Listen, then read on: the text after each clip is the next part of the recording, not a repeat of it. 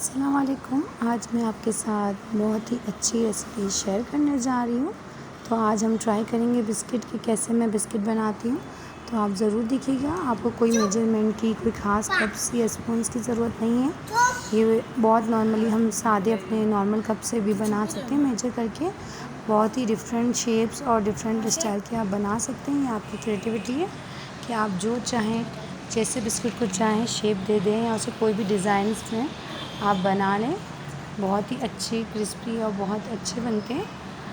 اور اس بسکٹس میں یہ بات ہے کہ آپ اس میں چاکلیٹ فلیور اور نارمل جو ہمارے وائٹ بسکٹ ہوتے ہیں دونوں بالکل بیکری اسٹائل بنا سکتے ہیں. تو اس کے لیے ہم نے کوئی سا بھی ایک نارمل کپ لینا ہے. کوئی میجرنگ کپ میں نے نہیں اس میں یوز کیے ہیں. تو اگر آپ کے پاس نہیں ہے تو کوئی مسئلہ نہیں ہے. آپ نارمل جو آپ کپ لے لیں کوئی بھی کپ لے لیں. اس کا ہم نے ہاف کپ جو ہے آئل جو ہے اس میں ایڈ کر دیا ہے ایک برتن میں. ایک باؤل لے لیں بڑا سا. اور وسک ہم سے جو ہے کوئی بلینڈر سے نہیں کریں گے, کوئی بیٹر سے نہیں کریں گے.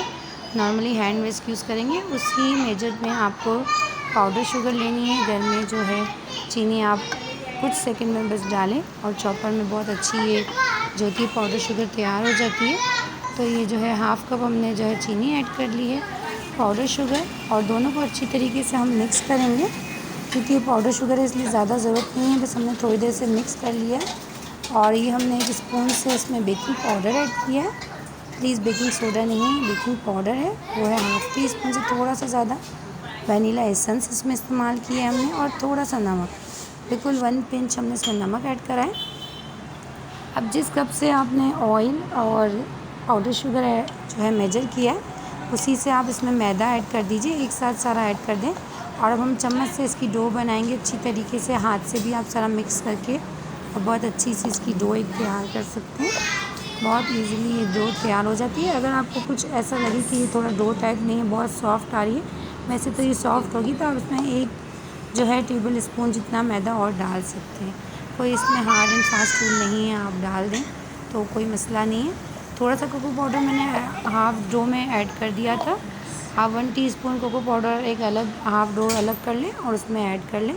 اور چھوٹے چھوٹے بالز بنا کے میں نے یہ فلاورز تیار کیے ہیں.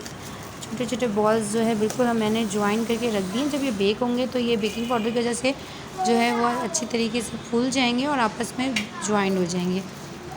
آپ کوئی بھی شیپ دے دیں, آپ کوئی بھی اسٹائل جو بیکری میں آپ کے بچوں کو پسند ہے یا آپ جو بنانا چاہتے ہو بنا لیں. اور چاہیں تو کوکو پاؤڈر کی مدد سے کوئی اس پہ مارک وغیرہ بھی آپ کر لیں تو اچھے لگیں گے. اگر آپ مارک کر لیں تو آپ کی مرضی, ورنہ آپ پلین بھی بہت اچھے یہ جو ہے لگتے ہیں. وائٹ بسکٹ بھی وداؤٹ کوکو پاؤڈر کے بھی سارے وائٹ بنا لیں. اس میں آپ پستہ چھڑک سکتے ہیں.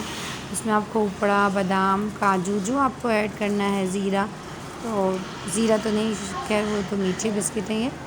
تو باقی چیزیں جو بھی آپ کو ایڈ کرنی ہے, ڈرائی فروٹس وغیرہ میں جو آپ کو پسند ہے ایڈ کر کے آپ بنا سکتے ہیں. یہ ہم نے تھوڑی سی جیم ایڈ کر دی, تھوڑا سا ہول کر کے. آپ چاہیں تو بیکنگ کے بعد اس میں ہول کر لیں اور بیکنگ کے بعد ڈال دیں تو وہ بھی جو ہے صحیح ہے. اور یہ بھی ہم جو ہے ڈال رہے ہیں, پہلے ہی ڈال لیں اس میں. یہاں ہم نے جو ہے پتیلا گرم رکھ لیا, اس میں تھوڑا سا نمک جو میں نے ڈال دیا اور 10 منٹ سے میں نے اس کو لو فلیم پہ رکھا تھا ڈھک کے. اب جب یہ فریٹ ہو گیا ہے تو اس میں نے اپنی یہ ٹرے ڈال دی ہے. بہت اچھی آئل کری ہوئی ٹرے ہے. اس ٹرے کو ہم نے جو بھی آپ بنانے تھالی ہے چاہے جو بھی, اسے بہت اچھا آپ کو آئلنگ کرنی ہے. آئلنگ کرنے کے بعد آپ نے اسے ٹھنڈا ہونے کے بعد بسکٹ نکال لیں. اگر گرم بسکٹ آپ نکالیں گے تو اس میں کیا ہوگا کہ فوراً نرم ہوتے ہیں اور اسی ٹائم ٹوٹ جائیں گے. تو اس پلیٹ کو آپ نکال کے پہلے ٹھنڈا کر لیں 10 منٹ, پھر آپ بسکٹ کسی اور پلیٹ میں نکالیں. پھر پلیٹ ٹھنڈی ہونے کے بعد دوبارہ سے آئلنگ کر کے ہم نے کچھ اور شیپس میں ڈال دیے. دیکھیے ٹھنڈے ہو گئے, ہم نے پلیٹ میں نکال لیے. دوبارہ سے آئل لگایا ہے ہم نے اور دوبارہ سے ہم نے جو شیپ دینا ہے اسی طریقے سے میں نے الگ ڈفرینٹ شیپ دے کے بنا لیے. 15 سے 20 منٹس لگتے ہیں. لو فلیم پہ آپ رکھیے گا تو بہت اچھے بن جائیں.